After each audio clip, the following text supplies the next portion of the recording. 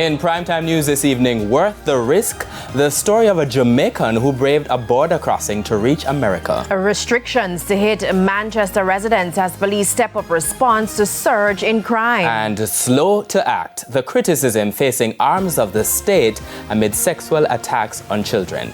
Good evening and welcome to Primetime News on air and online at onespotmedia.com. I'm Archibald Gordon. And I'm Janella Precious. A special welcome as well to our viewers on TVJ International in the Cayman Islands. Now, with a preview of what's to come in business news, here's Anthony Locke. Yeah.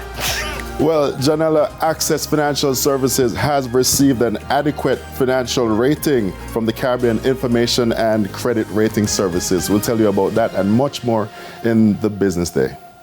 Thanks, Log. And Jordan Ford has a preview of what's, we should tell people that there are a lot of names on the prompter. Yes. Jordan Ford has a preview of what's coming up in Primetime News. Not Jermaine Brown, Jordan Ford. Well, in sports a little later on, Archie, guess what? We're talking about the implications of the new ISA rule to the Champs product. Will it harm? Will it hurt? We explore that in Primetime Sports Monday. Okay, and the only constant here is Romaine. One of a kind. Yeah, with the weather report and forecast. Romaine, what is happening in Florida? What is about to happen? Well, Milton is now a Category 5 system in the Gulf of Mexico and is expected to be impacting Florida over the next few hours or so because of the extent of the system. But closer to home, we do have far more stable conditions across the Jamaica area this week than we have been having last week. It's not until about Friday that we're expecting significant thunderstorm activity to be affecting most of the island.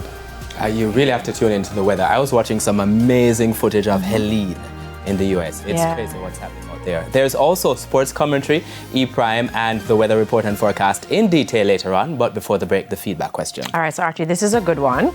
This evening, we're asking, what are your views on the proposal to join the Emancipation and Independence holiday celebrations? Expecting lots of responses. You can share yours online, facebook.com/television Jamaica, and you can post on X at TVJ News Center.